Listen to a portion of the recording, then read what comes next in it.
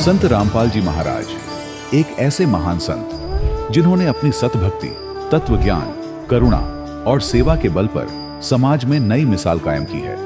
संत रामपाल जी महाराज की अगुवाई में उनके सभी सतलोक आश्रमों से समाज कल्याण के अद्भुत कार्यों ने समाज को सुनहरे भविष्य की एक नई उम्मीद दिखाई है। संत रामपाल जी महाराज से नाम दीक्षा लेने के बाद लाखों लोगों की लाइलाज बीमारियां जैसे कैंसर, एड्स आदि ठीक हुई। संत जी के ज्ञान से प्रेरित होकर उनके अनुयायियों ने लाखों यूनिट रक्तदान किया। संत जी ने लाखों बहन बेटियों का दहेज मुक्त विवाह करवाया।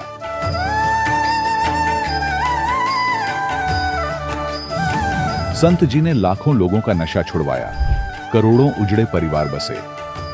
संत जी के आश्रमों में समागम के दौरान निःशुल्क नेत्र चिकित्सा, दंत चिकित्सा प्रदान की जाती है। संत रामपाल जी महाराज द्वारा समय समय पर पर्यावरण संरक्षण के उद्देश्य से बड़े स्तर पर वृक्षारोपण किया जाता है। संत जी ने जरूरतमंदों को तत्काल राहत पहुंचाने के लिए एम्बुलेंस सेवा शुरू की।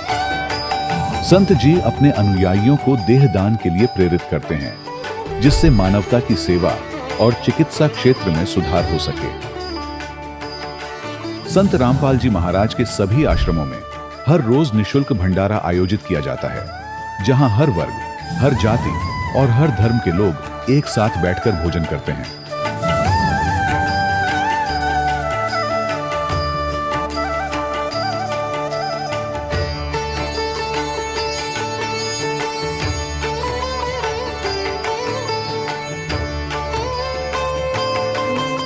संत रामपाल जी महाराज की अन्नपूर्णा मुहिम ने गरीब और बेसहारा लोगों के जीवन में एक नई ऊर्जा और उम्मीद को जन्म दिया है। घर घर खाद्य सामग्री और जरूरी मदद पहुंचाकर संत रामपाल जी महाराज ने लोगों को दुख और मजबूरी से लड़ने की ताकत प्रदान की है।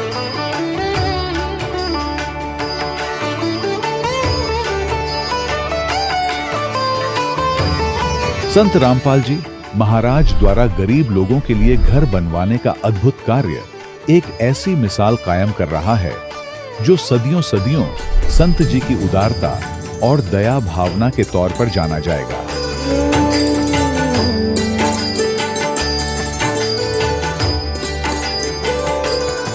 संत रामपाल जी महाराज ने हरियाणा सहित भारत के कई राज्यों में आई भीषण बाढ़ से अनेक गांवों और किसानों को बड़ी राहत दिलाई। तत्काल लाखों फुट पाइप और हजारों मोटर उपलब्ध कराकर किसानों के खेतों और गांवों में भरे बाढ़ के पानी को बाहर निकालकर उनको नया जीवन दान प्रदान किया। आज संत रामपाल जी महाराज को किसानों के मसीहा के तौर पर देखा जा रहा है। जगह जगह उनके लिए सम्मान समारोह आयोजित हो रहे हैं। संत रामपाल जी महाराज के आश्रम में हजारों बुजुर्गों को सम्मान और प्यार के साथ जीवन जीने का अवसर मिलता है। उनके खाने, रहने और स्वास्थ्य की पूरी जिम्मेदारी संत रामपाल जी महाराज उठाते हैं। अनाथ बच्चों के लिए संत रामपाल जी महाराज के सभी आश्रम किसी वरदान से कम नहीं। यहाँ उन्हें शिक्षा, संस्कार और भविष्य के लिए बेहतर अवसर प्रदान किए जाते हैं। चाहे बाढ़ हो, भूकंप या महामारी, संत रामपाल जी महाराज और उनके अनुयायी हमेशा ही जरूरतमंदों के लिए सबसे आगे खड़े रहते हैं। कोविड महामारी के दौरान संत रामपाल जी महाराज के आश्रमों से करोड़ों लोगों के लिए भोजन, दवाइयां और जीवन रक्षक सामग्रियां उपलब्ध कराई गई। चाहे गरीब की मदद हो या किसी शोषित और पीड़ित वर्ग के हक और सम्मान की लड़ाई, संत रामपाल जी महाराज ने हमेशा ही उनकी दबी आवाज को सरकारों तक पहुंचाया है और उन्हें उचित न्याय दिलवाने में अहम भूमिका अदा की है। समाज में आध्यात्मिक और सामाजिक मूल्यों के प्रति जागरूकता लाने में संत रामपाल जी महाराज हर कदम पर मानवता के सच्चे सेवक साबित हुए हैं। संत रामपाल जी महाराज का जीवन हमें सिखाता है कि सच्ची सेवा वही है जो निस्वार्थ भाव से की जाए। आइए हम भी इस महान सेवा के कार्य में इस महान संत से जुड़ें और संत रामपाल जी महाराज से नाम दीक्षा लेकर अपने जीवन को धन्य बनाएं।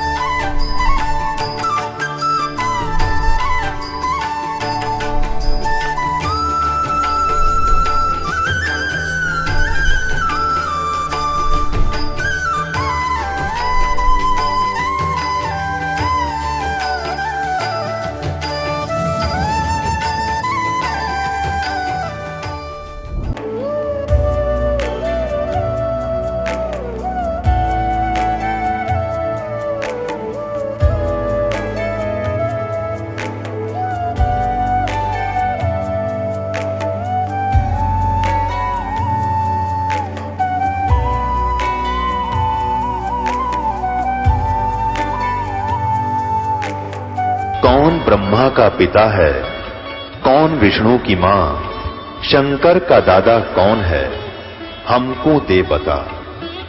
ये जानने के लिए कृपया सुनिए। जगत गुरु तत्वदर्शी संत रामपाल जी महाराज के अमृत वचन सर्व पवित्र धर्मों के पवित्र शास्त्रों के आधार पर। इसके पीछे इसका कारण जो है ये अज्ञान है, नकली गुरु हैं, तत्व ज्ञानहीन ये संत हैं जिन्होंने परमात्मा को पहचाना नहीं, समझा नहीं, सदग्रंथों को भी ठीक से नहीं जाना। ये जितने भी गुरु पद पर विराजमान हैं ये आध्यात्मिक टीचर हैं, आध्यात्मिक अध्यापक हैं। और अध्यात्म का ये जितने भी सदग्रंथ है ये एक सिलेबस है।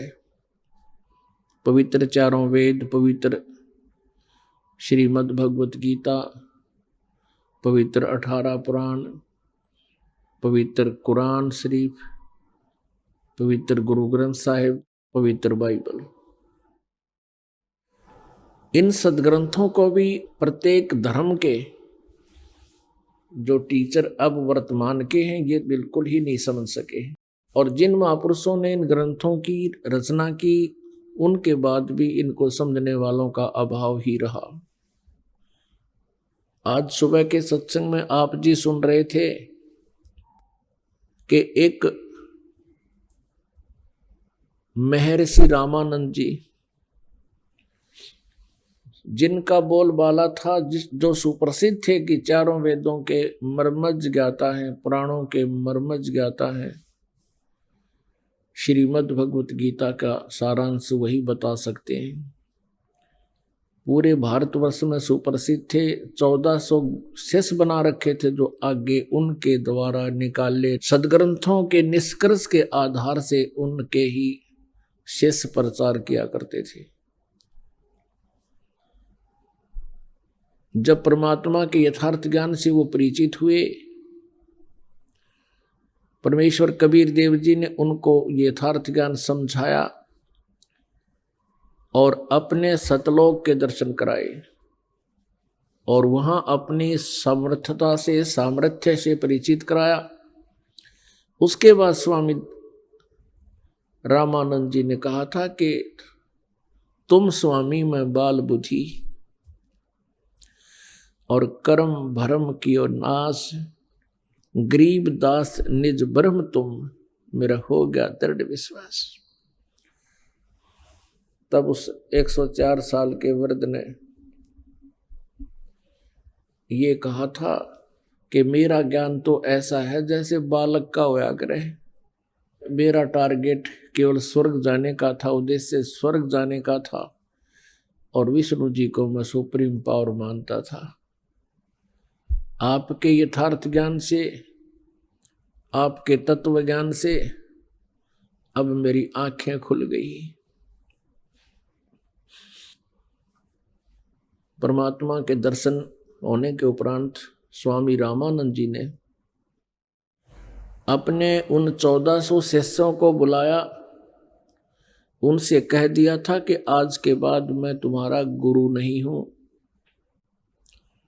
मुझे कोई ज्ञान नहीं सदग्रंथों का।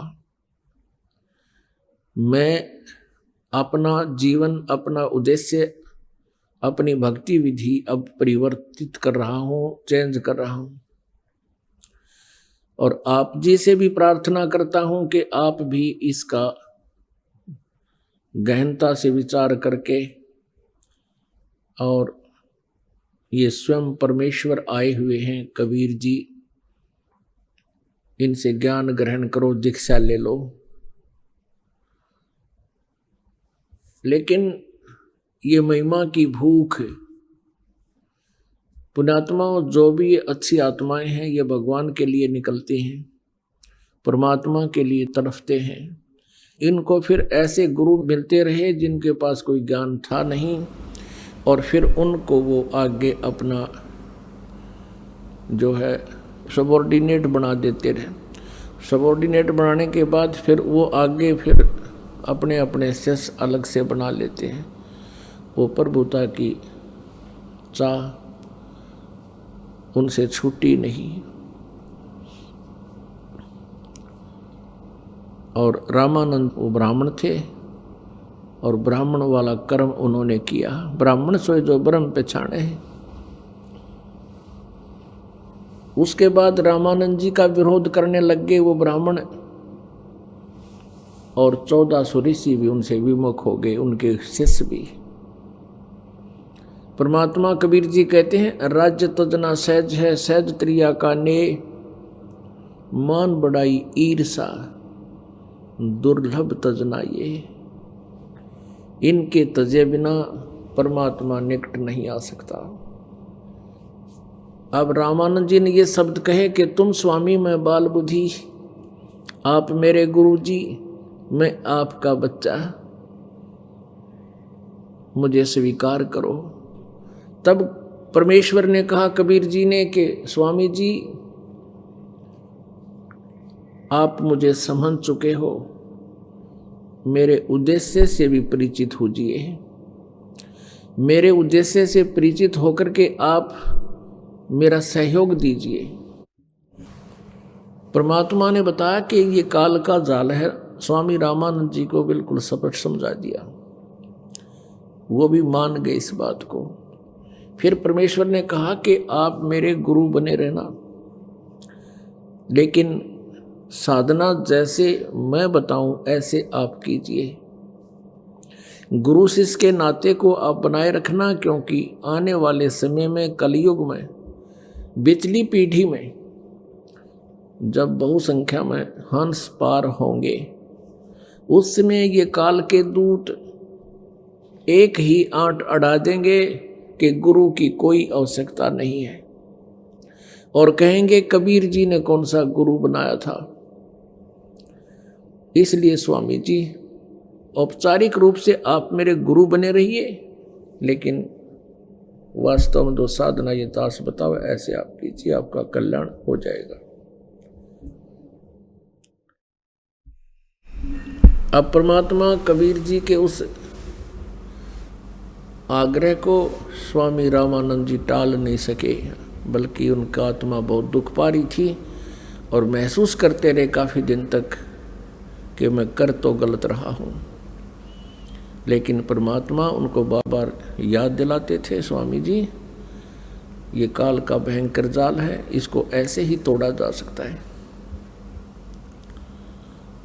तो पुण्यात्मा, गुरु इस आध्यात्मिक मार्ग में अति आवश्यक है, लेकिन गुरु पूरा हो। ये नकली गुरुओं से बात बढ़िया नहीं करती। अभी तक जितने भी संत ऋषि हुए हैं, उन्होंने एक ही बात कही है कि परमात्मा निराकार है, वो आकार में कभी नहीं आता। जबकि हमारे सद्ग्रंथ इस बात के गवाह हैं कि परमात्मा साकार है, वो मनुष्य सदृश है। पुण्यात्माओं, स्वामी रामानंद जी से परमात्मा कबीर जी की गोष्ठी उसके बाद भी बहुत बार हुई। रामानंद जी के मन की जो शंकाएं थी वो रह रह कर उपज रही थी। भले ही उन्होंने परमात्मा के दर्शन भी कर लिए थे और वो मान चुके थे कि जहां हम जाना चाहते थे वो लोक अस्थायी है, वो भगवान भी नाशवान है।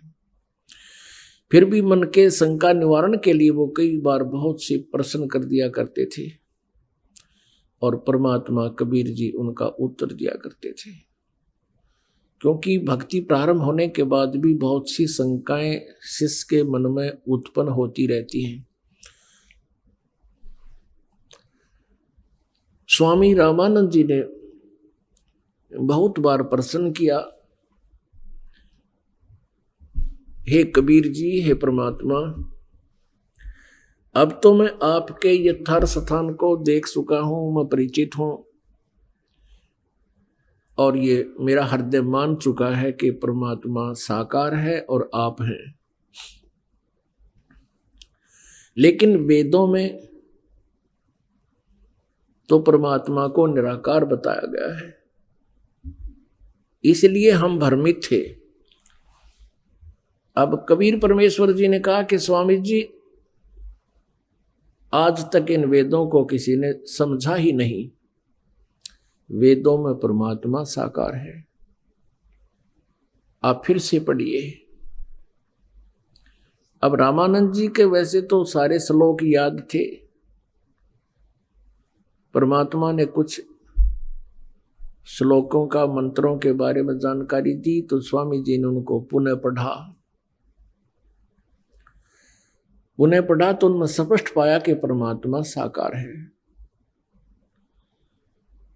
अब यहां परमात्मा कबीर जी कहा करते थे, गुरु बिन वेद पढ़े जो प्राणी, समझे न सार रहे अज्ञानी। गुरु बिन काहुन पाया ज्ञाना, जो थो था बुस छड़े किसाना। वेद पढ़े पर वेद न जाने, ये बाचे पुराण 18। जड़ को अंधा पत्ते खुआवे, ये भूल गे सिरजनहारा।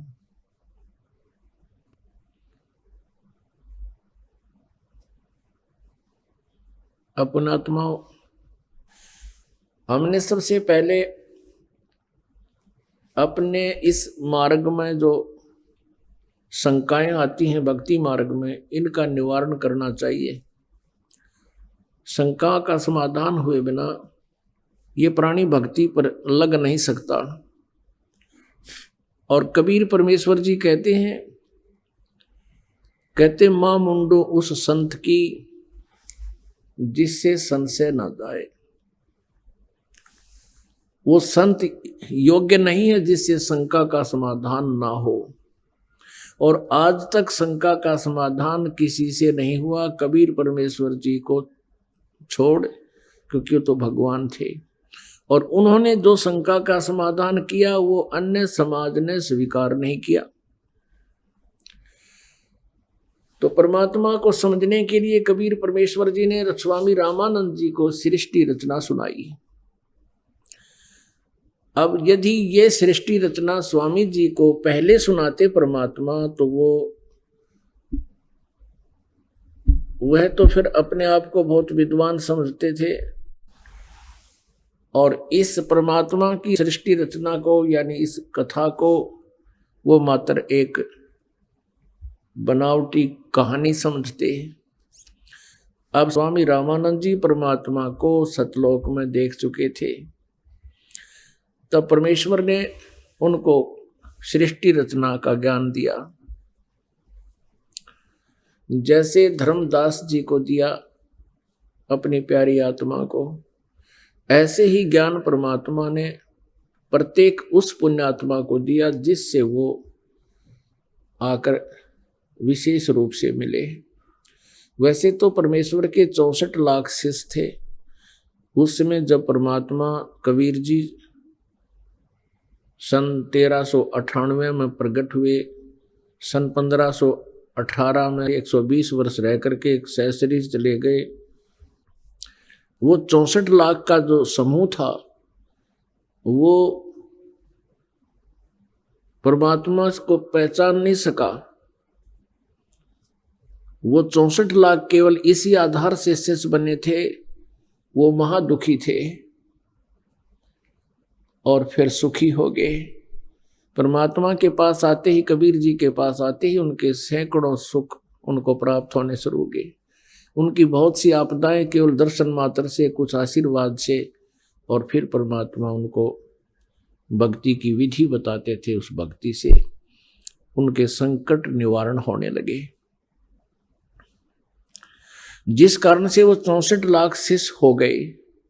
और 64 लाख को बहुत लाभ हुआ, भक्ति भी उन्होंने मिली, और संसारिक सुख तो गिनती ही नहीं थी। लेकिन कुछ एक हंस थे, जैसे आदरणीय धर्मदास साहिब जी, आदरणीय नानक साहिब जी, आदरणीय मलुकदास साहिब जी। आदरणीय गरीबदास साहिब जी, आदरणीय दादू दास साहिब जी, आदरणीय घीसा दास साहिब जी, ये वो पुण्य आत्मा थी, ये वो श्रेष्ठ आत्मा थी जिनको परमात्मा विशेष रूप से आकर मिले। और ऐसी आत्माओं को वो प्रत्येक युग में मिलते हैं, ऐसा विधान है विधि का। उसी आधार से अपने स्वभाववश वो परमात्मा इन पुण्यात्माओं को मिले और उनको मिलकर के अपने यथार्थ ज्ञान की जानकारी दी। और उन महापुरुषों ने फिर ढोल के डंके पर उस परमेश्वर की महिमा का आगे गुणगान किया। और जो वो 64 लाख शिष्य थे, वो विद्वान नहीं थे, वो भक्तिहीन प्राणी थे, उनको केवल सांसारिक सुख की चाह थी। तो परमात्मा ने सोचा था कि ये इस लालच में ही कुछ भक्ति की साधना भी कर जाएंगे। मालिक को पता था कि पार नहीं हो सकते जब तक हमारी इस यथार्थ ज्ञान को और इस विधि को समझ नहीं लेते और यहाँ से हृदय नहीं हटेगा। लेकिन परमात्मा बड़े दयालु हैं, उनका एक प्रोसीजर अलग है जिसको जो जीव नहीं समझ सकता। 600 वर्ष पहले कबीर जी के 64 लाख से हुए थे। उन 64 लाख को परमात्मा ने इतना भक्ति युक्त कर दिया था कि इस बिचली पीढ़ी तक उनको मनुष्य जीवन प्राप्त होता हुआ आ रहा है। मोक्ष मंत्र तो उनको नहीं प्राप्त हो सका क्योंकि वो योग्य नहीं हुए सतनाम और सारनाम प्राप्त करने के। लेकिन उस दयालु ने ऐसी कृपा की कि हम वही प्राणी हैं जो आज शीघ्र परमात्मा के चरणों में आ रहे हैं, चाहे दुख से आते हैं या ज्ञान से आते हैं या किसी पुण्यात्मा के कहने मात्र से हम यहाँ आते हैं, आकर के फिर ज्ञान ग्रहण कर लेते हैं। तो वो पुण्यात्मा है जो 64 लाख परमात्मा परमेश्वर कबीर जी से विमुख हो गए थे। अब उस दयालु ने उस समय इतनी रजा बख्श दी हमारे ऊपर कि हम मनुष्य जीवन प्राप्त करते हुए आ रहे हैं, तो हमें भक्ति की भी कसक है। और जो प्राणी मनुष्य जीवन से ना आकर के कोई जड़ योनि से या कोई पशु पक्षी के शरीर से निकल कर मानव शरीर प्राप्त करता है, तो वो प्राणी परमात्मा के इस मार्ग को सुनता भी नहीं, शीघ्र सी लगता नहीं। 2 प्रकार से मानव शरीर प्राप्त होते हैं। एक तो पिछले पुण्यों के आधार से, भक्ति के आधार से लगातार कंटिन्यू मनुष्य जीवन प्राप्त होते हुए आते हैं। और एक मनुष्य शरीर ऐसा प्राप्त होता है जैसे टर्न वाइज एक ऐसा विधान बना रखा परमात्मा ने कि इतने पुण्य उस प्राणी के शेष रख लिए जाते हैं कि पापों को भोगने के लिए उसको 84 लाख योनियों में कष्ट उठाना पड़ता है। वो 84 लाख योनियों में कष्ट उठाता हुआ फिर पुनः एक टर्न वाइज नंबर मिलता है, उसको टर्न वाइज एक मानव शरीर अवश्य प्राप्त होता है। तो उस मानव शरीर के अंदर जो अन्य पशु पक्षियों की योनि से आया है, उस प्राणी को भक्ति मार्ग पर लगने में बहुत कष्ट होता है, बड़ा टाइम लगता है, वो बहुत कठिनता से स्वीकार करता है। और जो पुण्यात्मा कंटिन्यूस आ रहे हैं, मनुष्य जन्म है, फिर मृत्यु होगी, फिर मनुष्य जन्म प्राप्त हो गया, पिछले पुण्य इतने हैं, तो आज उनको ये भक्ति मार्ग समझने में देर नहीं लगती। आप जी उन पुण्यात्माओं में से हो जो पीछे भी मनुष्य जीवन था आपका और उससे पीछे भी आप मनुष्य ही थे। लेकिन ये जो संकट कष्ट आज आपको सता रहे हैं, जो दिन रात एक पेट के लिए हम भटकते फिरते हैं, ये यातनाएं प्रत्येक मनुष्य जीवन में भी आपने भोगी हैं। और उस दौरान हो सकता है कोई पुत्र मर गया, कोई पुत्री मर गई, टक्कर मार कर रोए, कभी किसी बीमारी से मरे, ये हमारे ऊपर बने रहे। अब परमात्मा कबीर जी अपनी सृष्टि रचना के बारे में जानकारी देंगे और एक धर्मदास नाम के उनके शिष्य थे, बांधवगढ़ के रहने वाले थे। पहले थोड़ा सा संकेत आपको वेदों में देंगे क्योंकि रात्रि में ये प्रोजेक्टर बहुत अच्छा काम करता है। और पुण्यात्माओं, यहाँ ये सारी व्यवस्था प्रभु ने आप पुण्यात्माओं के लिए करवाई है। इतना बड़ा शेड बनवाया अपने बच्चों के लिए, इनके ऊपर पंखे की व्यवस्था करवाई, प्रोजेक्टर का प्रबंध करवाया अपने बच्चों से, इसलिए कि आप जी परमात्मा से परिचित हो जाएं। एक बार आप परमात्मा से परिचित हो गए फिर आपको मोक्ष में देर नहीं है। इतना आसान मार्ग है ये मोक्ष का, लेकिन परमात्मा पहचानना और जो साधना हम कर रहे हैं ये विश्वास होना कि ये सत्य है, ये कठिन है। और इसको बहुत आसानी से हम हल कर सकते हैं इस प्रोजेक्टर के माध्यम से, और सदग्रंथ हमारे पास है। तो सबसे पहले आपको ये दिखाते हैं कि वो परमात्मा कैसी लीला किया करता है, वो कौन है, उसका वास्तविक नाम क्या है।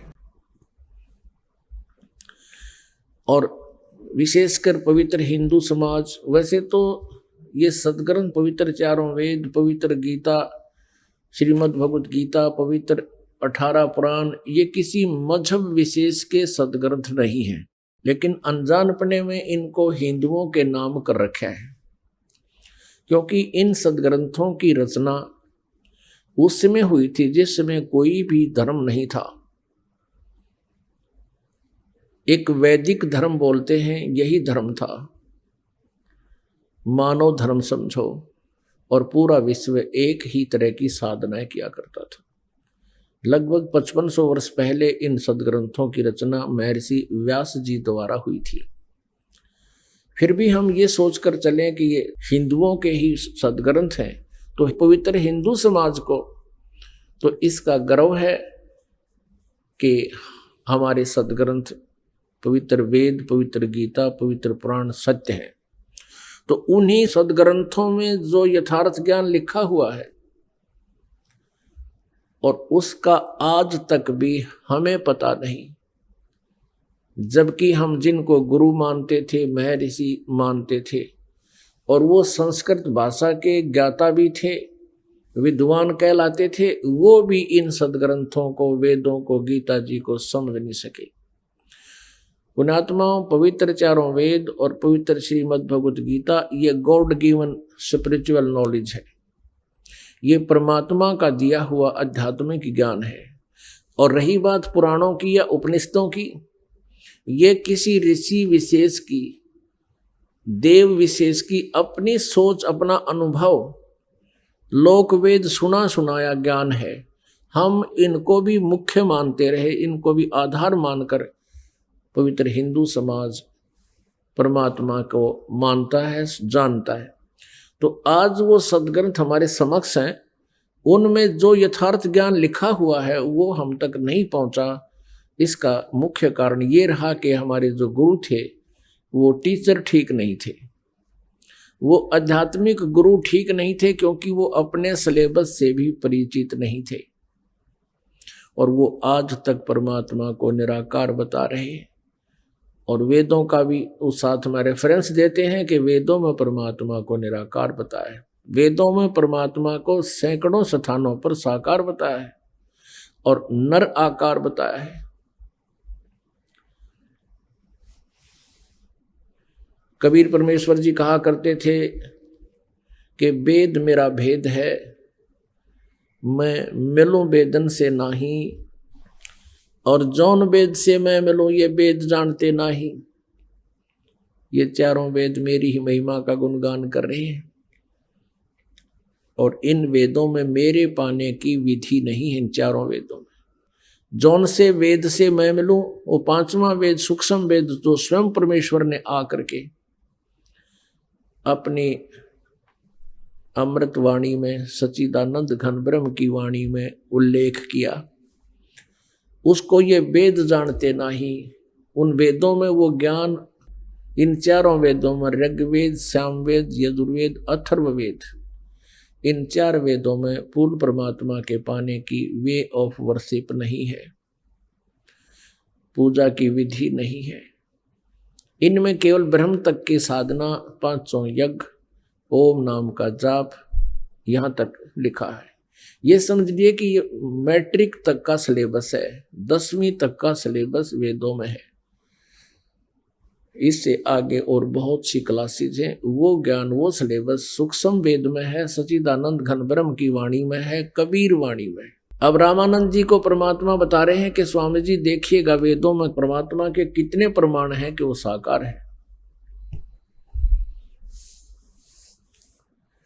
ऋग्वेद मंडल नंबर 9 सूक्त नंबर 86, ये देखिएगा। ऋग्वेद मंडल नंबर 9, ये 9 और 10 इकट्ठा ही है।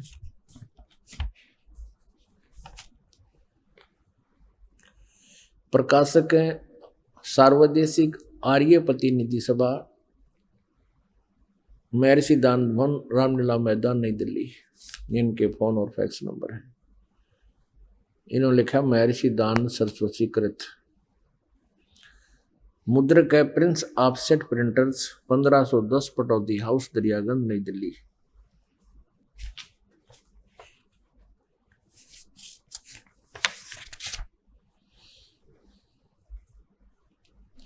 ऋग्वेद मंडल नंबर 9 सूक्त नंबर 86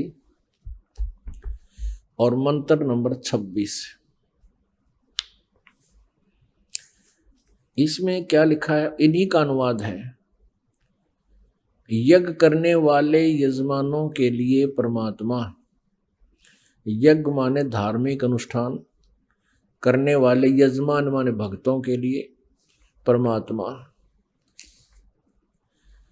सब रास्तों को सुगम करता हुआ उनके विघ्नों को मर्दन करता है, उनके संकटों का नाश करता है, उनको पवित्र करता हुआ और अपने रूप को, अब साकार परमात्मा के देखना ढेर सारे प्रमाण, अपने रूप को साकार हुआ भगवान, सरल करता हुआ यानी हल्के तेज पुंज का बनाता है और वह कांति में परमात्मा। अब यहां इन्होंने कबीर को सर्वज्ञ लिख दिया है। यहां देखिए, यह है कबीर अतः अतो, कबीर अतो, ये कबीर, हम इसको वह बोलते हैं, वह को कबीर। अभी आपने सुने संत रामपाल जी महाराज के मंगल प्रवचन। आइए अब सुनते हैं संत रामपाल जी महाराज से नाम दीक्षा लेकर सतभक्ति करके अद्भुत लाभ प्राप्त करने वाले अनुयायी के विचार। नमस्कार सर। नमस्कार सर जी। सर क्या नाम है आपका? मेरा नाम डॉक्टर अक्षय कुमार नायक है सर। सर कहाँ से हैं आप? मैं संबलपुर उड़ीसा से हूँ सर। सर संत रामपाल जी महाराज से नाम दीक्षा आपने कब ली? मैं 2013 मार्च महीने में लिया था भगत जी। सर संत रामपाल जी महाराज से नाम दीक्षा लेने से पहले आप क्या भक्ति साधनाएं करते थे? मैं कुछ भक्ति नहीं करता था, ऐसे घर में जो पूजा पाठ करते थे पिताजी लोग, और हमारे घर में शुरुआत से सत्संग वगैरह होता था, सभी देवताओं को मानते थे, लेकिन मैं कोई ये पुस्तक वगैरह कभी पढ़ता नहीं था, उतना ज्ञान मेरे को नहीं था। ये अक्षय जी, आपने बताया कि आप कोई भक्ति साधना नहीं करते थे, तो फिर क्या कारण बना कि आप संत रामपाल जी महाराज की शरण में आए? ये तो बहुत बड़ा एक कहानी है सर जी। ऐसे हुआ, मेरा एक दोस्त है यहाँ पास में, वो 3 महीने 2013 में, वो मैं मार्च महीने में नाम लिया, वो जनवरी में 2 महीने पहले नाम लिया था, वो बरवाला जाके हरियाणा से संत रामपाल जी महाराज से। तो बाइक में हम लोग संबलपुर जा रहे थे टाउन में घूमने के लिए। वो मेरे को बोला कि एक परमात्मा का अवतार है संत रामपाल जी महाराज, जो कबीर साहब के अवतार हैं। तो मेरे को परमात्मा नाम से वर्ड में पहली बार उसके मुंह से सुना। तो मैं बोला परमात्मा क्या है, तो पहले ये मेरे को बता, मेरे को परमात्मा का वर्ड ये तेरे मुंह से सुन रहा हूँ। वो मेरे को समझा ऐसे ऐसे परमात्मा को भगवान बोलते हैं, जो सृष्टि का पालन करता है और सबका धारण पोषण करके उद्धार करता है। तो मैं बोला कि इससे क्या फ़ायदा भाई, तू तो लिया है ले, और मेरे को क्यों बता रहा है, मेरे ये ज्ञान ध्यान में कोई इंटरेस्ट नहीं है। तो उसने कहा कि तेरा जो दिक्कत है, तो डॉक्टर होके भी हर रोज़ दवाई खाता है, हर महीने जाके अल्ट्रासाउंड करता है, ये स्टोन वगैरह है, तो एक बार चल, ये नाम लेने से अगर तू सही विधि से भक्ति करेगा तो सब छूट जाएगा। मैं बोला कि ऐसे कैसे छूट जाएगा, 3-4 साल से मेरा, क्योंकि बचपन से सर मेरा यूरिक एसिड का प्रॉब्लम है। यूरिक एसिड मतलब क्या होता है, ये सब में गठिया वगैरह में दर्द होता है, और ये यूरिक एसिड की वजह से किडनी में स्टोन क्रिएट करता है। ये जब जिसको यूरिक एसिड होता है ना सर, इसको मतलब बचपन से मरते दम तक ये कभी जाता नहीं है, ये रोज़ाना दवाई खाना पड़ता है। और इसकी वजह से दवाई छोड़ देते हैं, जब यूरिक एसिड लेवल बढ़ जाता है तो उसमें किडनी में स्टोन क्रिएट हो जाता है। और वो बोले कि 11 mm तक आपका जो किडनी से जो पाइप जाता है वो ब्लैडर में, वो 11 mm तक मतलब इलास्टिक होता है, 11 mm तक स्टोन वो डिजल होकर चले जाता है। लेकिन मेरा 14 mm था, वो बोले कि ये नहीं जाएगा, आप कटक चलो। वो कटक के थे, और जब मैं छुट्टी में जाऊंगा तो लेजर से इसका ऑपरेशन करा लेंगे, और मेरा पहचान है वहाँ पे। तो ठीक मेरे को मार्च महीने ही जाना था और उनका छुट्टी में, तो मैं बोला नहीं भाई, मैं ऑपरेशन करने के लिए जाऊँगा और मैं आश्रम नहीं जा सकता। तो वो बोला कि अरे भाई ऑपरेशन क्यों कराएगा, बहुत सारे बीमारी लोगों का छूट जा रहा है उनका भक्ति से। तो मैं लगा ठीक चल लेते हैं, इतना तो बोल रहा है। तो फिर मैं लगा ठीक ये थोड़ा घूमने आएंगे दिल्ली वगैरह, ऐसे सोच के मैं गया था। ये नहीं सोच के गया था कि मेरा स्टोन वहाँ से मतलब ठीक हो या कोई अलग मेरे को फ़ायदा मिले। सतलोक आश्रम बरवाला हरियाणा में जैसे हम लोग वहाँ पे पहुँच गए ना सर, और पहले से मेरे को थोड़ा अजीब सा फील हुआ कि जो बहुत बुजुर्ग वो वहाँ पे बैठे थे, जो भगत बोलते हैं, और वो बोले कि भगत जी पहले आप लोग नहा धो के भंडारा कर लो। ऐसे मतलब अपनापन मेरे को कभी महसूस नहीं हुआ था आश्रम में जब घुसा में। तो वहाँ से हम लोग भंडारा वगैरह ले लिए, और फिर नाम दीक्षा में बहुत सारे लोग मतलब बैठे थे। तो मेरा एक दोस्त गांव का है, संजीव है, वो भी मेरे साथ बचपन का दोस्त है। वो मेरे को कहने पे चला गया था, वो भी कोई भक्ति वगैरह नहीं करता था, हम मांस मछली बहुत खाते थी। तो भगत जी हम लोग जैसे नाम दीक्षा लेने के लिए बैठे, मैं देखा वो नियम जो था ना भगत जी, मतलब ऐसा नियम था कि आपको कोई शराब नहीं पीना है, कोई गुटखा नहीं खाना है, मांस मछली सेवन नहीं करना है। ऐसा जो नियम था मेरे को, मेरा मन में मतलब वो बिल्कुल हलचल कर दिया वो जो नियम। और वो हमारे समाज में जितना भी बुराइयां चल रहा है, वो मतलब समाज के मतलब उपकार के लिए बिल्कुल फिट बैठता था, समाज के फायदे के लिए, समाज के सुधारने के लिए। तो बचपन से मैं थोड़ा समाज सेवी हूँ। और मेरे पिताजी, जब मैं पहले मेडिकल पास किया तो मेरा पिताजी बोले कि तो प्राइवेट हो या गवर्नमेंट जॉब हो, किसी से फीस मत लेना, जितना में दवाई का मिल जाता है 20% में 20% में, उतना में हम घर चला लेंगे। और भगत जी आज हो गया 20 साल हो गया, मैं किसी से फीस लेता नहीं हूँ। ठीक है भाई, नाम ले लेते हैं, अगर जो हमारा कुछ फ़ायदा होगा तो बाद में देखेंगे, नहीं तो छोड़ देंगे, इसमें क्या है। ऐसे सोच के हम लोग सर नाम ले लिए और मेन लाइन में लगा। मैं बोला कि गुरुजी ऐसे ऐसे है मेरा, और बहुत दिक्कत है, सालों से है, और ये प्रॉब्लम छूट नहीं रहा है, जबकि मैं खुद से डॉक्टर हूँ, और ये यूरिक एसिड का और दवाई कितना लूँ, स्टोन का बढ़ जा रहा है और कम नहीं हो रहा है, और मैं डाइट भी फॉलो कर नहीं पा रहा हूँ। गुरुजी सिर्फ इतना बोले कि ठीक हो जाएगा बेटा, ठीक हो जाएगा बोले, इतना बोले, और परमात्मा ने आशीर्वाद दे दिए। सिर्फ ये जो हाथ रख दिए मेरे को, कुछ बॉडी में कुछ हलचल मतलब इलेक्ट्रिक करंट जैसा लगता है, ऐसे लग गया। गुरुजी पे हंस के चले गए। मैं खोजा, मतलब ये सब खोजा कि ये जो गुरुजी जो प्रथम मंत्र जो देते हैं, जो कमल वगैरह जो बोलते हैं, मैं उसमें पाया भगत जी, हमारे साइंस में है भी वो जो कमल, जो गुरुजी जो पहला मंत्र जो देते हैं, जो हमारा जो कमल वगैरह बोलते हैं, कंठ कमल जो बोलते हैं, हृदय कमल जो बोलते हैं, जो कमल वगैरह में गुरुजी जो डिफाइन करते हैं, उसमें साइंस में भी प्रूव है, अगर आपका वो कमल खुल जाता है तो आपको कोई बीमारी नहीं होगा। तो मैं ध्यान से वो मंत्र जाप किया 1 महीने, 4 महीने बाद मेरे को सदमा मिला।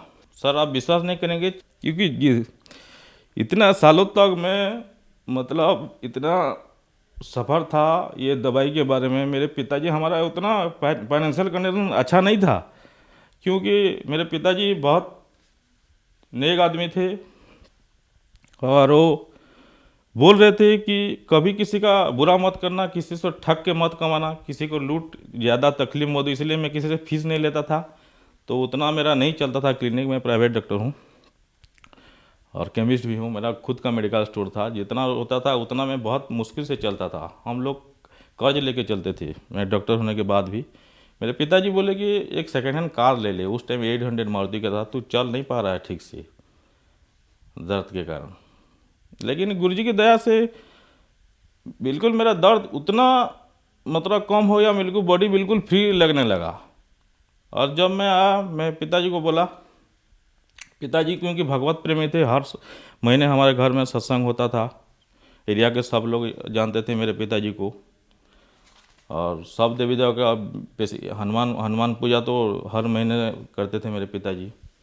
मैं ज्ञान गंगा पुस्तक दी मेरे पिताजी को और बोला कि पिताजी यही परमात्मा है, आप बिल्कुल ये झूठे चक्कर में मत पड़ो, आप भी अपना जीवन कल्याण करा लो, मैं इसका जीता जागता आपका प्रूव हूँ। और उस टाइम ना भगत जी मैं अपना अल्ट्रासाउंड करा चुका था, जो स्टोन मेरा दवाई में बिल्कुल नहीं खाया, बिल्कुल सब साक्षी रख के कर रहा हूँ, एक भी दवाई में नहीं खाया। जब नाम लिया था तो ना भगत जी, जब मैं अल्ट्रासाउंड किया जाके 14 mm का जो स्टोन था ना भगत जी, वो राइट साइड में भगत जी वो 4 mm का हो गया परमात्मा की दया से। तो वो मैं जो डॉक्टर को दिखाया, मेरा प्रोफेसर जो क्लिनिक में आते थे, बोला कि ये रिपोर्ट सही नहीं है, आप एक बार फिर चेक करा लो। फिर मैं दूसरी में जाके चेक करा तो वो 4.4 mm आया, वो 1-2 पॉइंट का इधर उधर आता है अल्ट्रासाउंड में। डॉक्टर बोले कि ये ऐसा नहीं हो सकता, आप कुछ ना कुछ दवाई खाए हैं। और मैं बोला कि आप तो बोले सर दवाई में ये ठीक नहीं होगा, आप लेजर से जाके ऑपरेशन करा लो। फिर वो बोले कि सही तो बोल रहे हो, और वो बोले कि ये रिपोर्ट भी सही नहीं होगा, आप कटक में जाके अल्ट्रासाउंड करा लो, क्योंकि वो साइंस को मानते थे। चमत्कार होते हुए भी बावजूद वो मतलब, लेकिन मेरे अंदर मेरे आत्मा जाग चुकी थी कि मेरे को परमात्मा मिल गया है। और बचपन से मैं इतना मांस मछली खाता था, मैं मेरे गाड़ी पे लेके दोस्तों को लेके बहुत, कभी नशा नहीं करता था मेरे पिताजी की वजह से, कभी कोई नशा चीज़ छुआ नहीं हूँ, लेकिन मांस मछली बहुत खाता था। एक बार ऐसा हुआ ना, मेरे साथ ऐसा चमत्कार हुआ ना भगत जी, मैं प्रथम मंत्र को नहीं जपा था, 11:30 बज गया था, उसका साक्षी मेरा भगवतमती है। सो गया था मैं क्लिनिक से आके 11:30 बजे। 11:30 बजे खुद संत रामपाल जी महाराज मेरे सपने में आके बोले कि बेटा तुम मंत्र नहीं किया है, और इससे नाम खंड होता है, तो मंत्र जप के सो। मैं धड़क से मेरा नींद खुल गया। प्रथम मंत्र जपने में गुरुजी जो हमें जो प्रथम मंत्र देते हैं वो बिल्कुल ऑथेंटिक है, बिल्कुल ज्ञान से और साइंस से बिल्कुल वो खाता है, बिल्कुल इक्वल है वो। गुरुजी जो कमल जो खोलने के बाद जो सत्संग में बताते हैं वो बिल्कुल इक्वल है, उससे हमारा शरीर तंत्र ठीक होता है।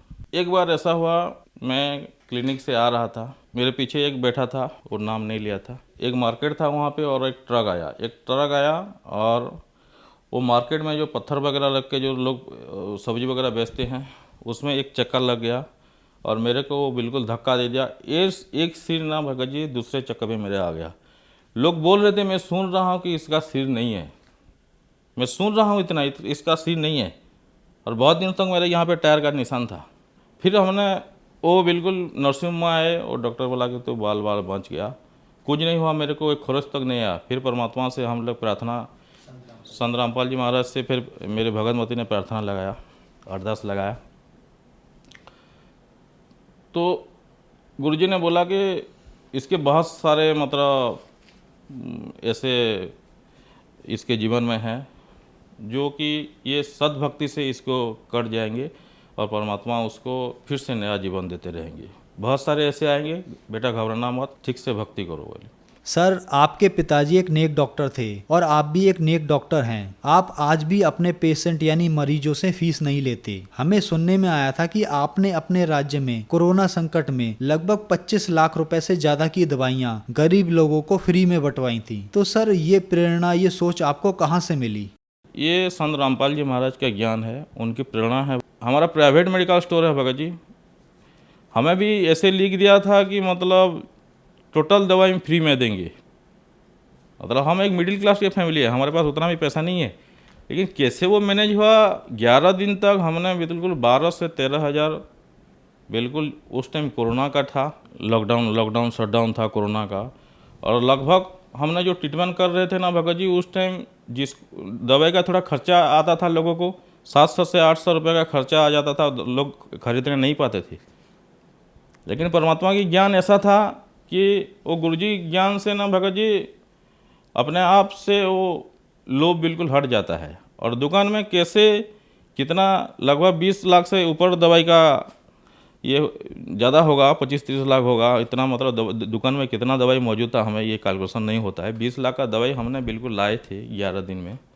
और ये सब परमात्मा संत रामपाल जी महाराज की दया से। हम भगत जी 30-40 पेशेंट देखते थे तो थक जाते थे, लेकिन 1000 से 11, कभी 800-900, एक दिन तो 1600 हुए थे। परमात्मा कहाँ कहाँ मैनेज कर रहे थे, बिल्कुल लाइन लगे थे। और गुरुजी के प्रशासन का भी बहुत सपोर्ट रहा 11 दिन तक, मतलब गरीब लोगों का। गुरुजी की ये परमात्मा संत रामपाल जी महाराज की बहुत बड़ी दया रही और उनकी प्रेरणा से ये हुआ भगत जी। नहीं तो हमें कौन ये सब सोच सकता है भगत जी, आम आदमी। सर, बहुत सारे लोगों ने बताया कि हमने संत रामपाल जी महाराज से ऑनलाइन नाम दीक्षा ली, मतलब मोबाइल के थ्रू नाम दीक्षा ली और हम ठीक हो गए। उन्होंने अपनी रिपोर्ट्स भी दिखाई और प्रूफ भी दिखाए। मेडिकल साइंस ने मना कर दिया था कि अब वो ठीक नहीं हो सकते, और संत रामपाल जी महाराज से ऑनलाइन नाम दीक्षा लेने के बाद वो ठीक हो गए। तो सर, आज टेक्नोलॉजी और साइंस का युग है, ऐसा कैसे संभव हो रहा है कि एक संत इतनी दूर बैठकर और ऑनलाइन नाम दीक्षा देकर उनकी बीमारियां ठीक कर देता है? और सर, ये जो आप पूछ रहे हैं, मतलब मेडिकल साइंस से इतना टेक्नोलॉजी डेवलप होने के बाद भी लोग संत रामपाल जी महाराज से कैसे ठीक हो रहे हैं। एक ऐसा आध्यात्मिक शक्ति होता है। हमने तो गुरुजी को अपना पूर्ण परमात्मा मान लिया है और वो कबीर साहब के अवतार हैं, और वो जहाँ पे भी रहें उनका शक्ति, मतलब परमात्मा शक्ति ऐसा होता है कि जहाँ पे भी आप लो है, मोबाइल में लो या जाके कहीं भी, हजारों नामदान सेंटर अभी चल रहा है, जहाँ भी आप नाम लो उनका शक्ति काम आएगी भगत जी। परमात्मा को हमने कभी देखा है क्या भगत जी? अभी हमें परमात्मा को कभी हम जिसकी भी भक्ति करते थे, राम कृष्ण हनुमान, साक्षात कभी देखा है क्या भगत जी? टीवी भी देखे हैं, ये राम है ऐसा स्वरूप है, तभी हम राम माने हैं।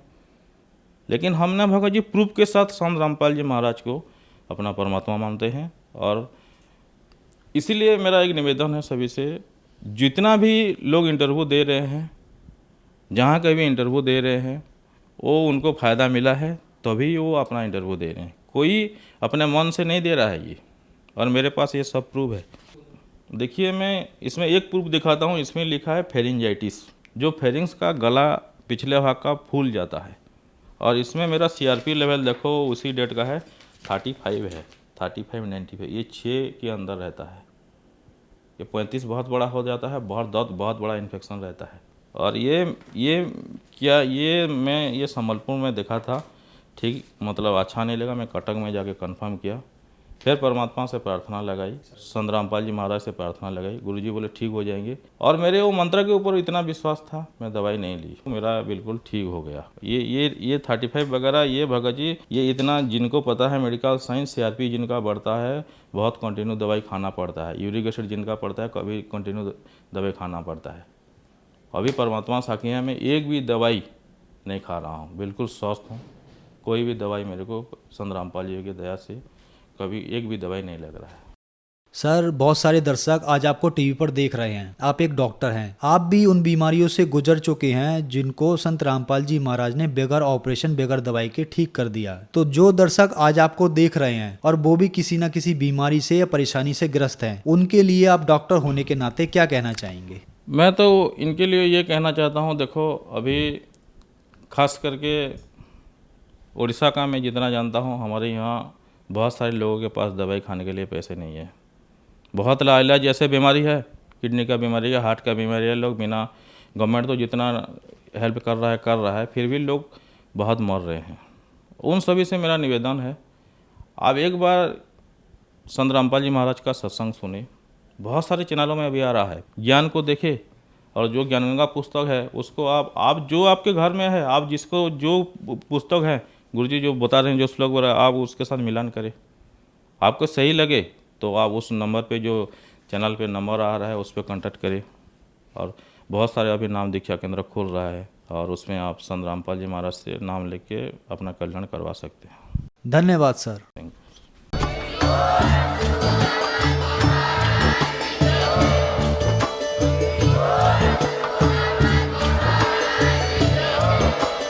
आप सुन रहे थे जगत गुरु तत्वदर्शी संत रामपाल जी महाराज जी के मंगल प्रवचन। अधिक जानकारी के लिए विजिट कीजिए हमारी वेबसाइट www.jagatgururampalji.org।